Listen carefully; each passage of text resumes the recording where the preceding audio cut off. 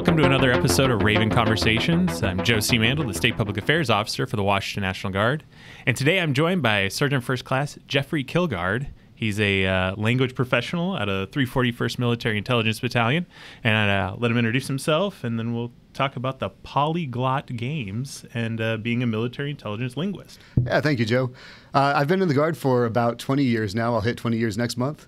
And my entire time in the Guard, I've been a military linguist, working in various intelligence fields within the linguist umbrella, but primarily as a human intelligence collector, which basically means I go out and talk to people. Yeah.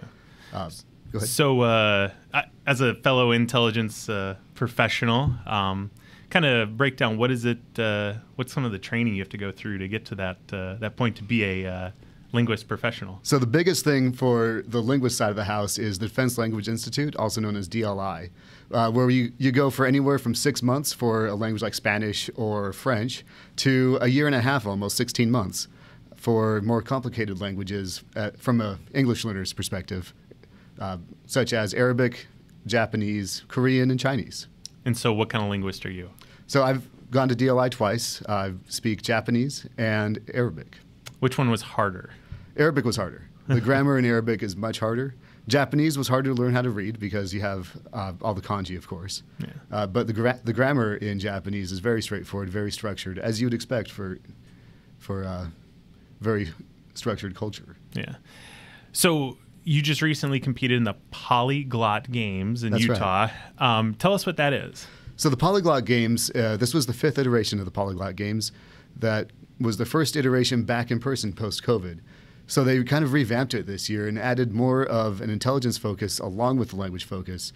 So you're solving different problems in your target language, such as analyzing different reporting that's coming in based on a scenario that they've created and figuring out what an enemy's most likely course of action would be based upon your translation of that material.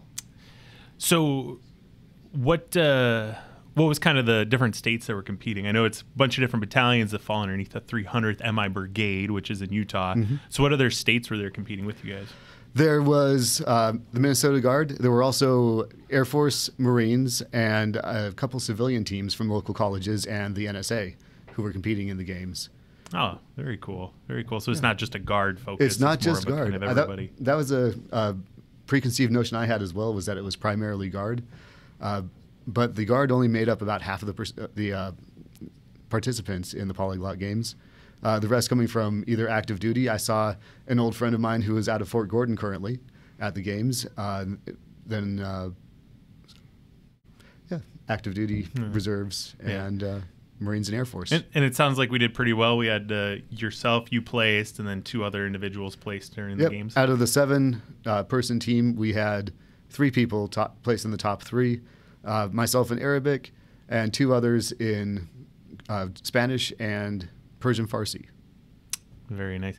So for the younger linguists or anybody who's watching that is interested in military intelligence, what's some of the benefits of going to these kind of games?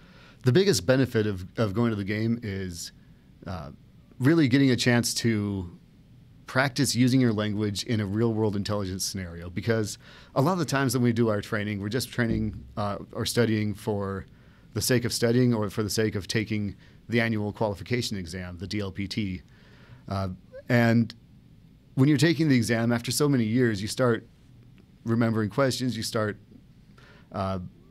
you get to the point where you're very comfortable with the exam, but you're not really tested in actually using the language. So if you want a chance to actually use the language and to see how you are actually, if you're actually functional in that language, an event like this is almost a must-have in order to get those kind of repetitions.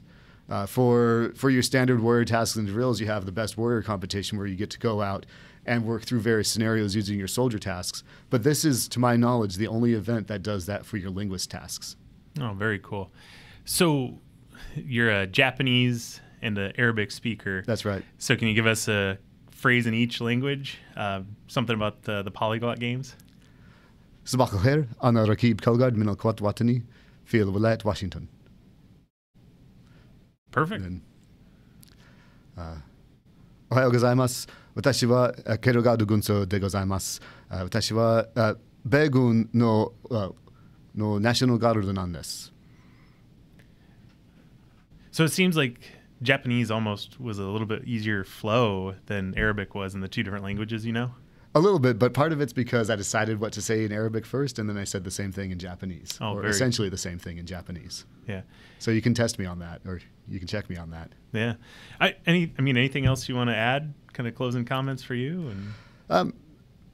So one of the main focuses for our state as a whole is the Pacific area of operations, and we're really looking for people with proficiency in languages that go across that entire area. So building our partnerships is extremely important, and part of that is being able to make those linguistic and cultural connections. Yeah, well, that's great. And for anybody listening or watching, if you're interested in joining the 341st, you can always contact one of our local recruiters and let them know, hey, I really want to go to language school and I really want to be a linguist. If you like this video, make sure to hit like. And if you like this kind of content, let us know and hit subscribe, and maybe comment some things you'd like to see in future episodes. Thanks. Thanks, Joe.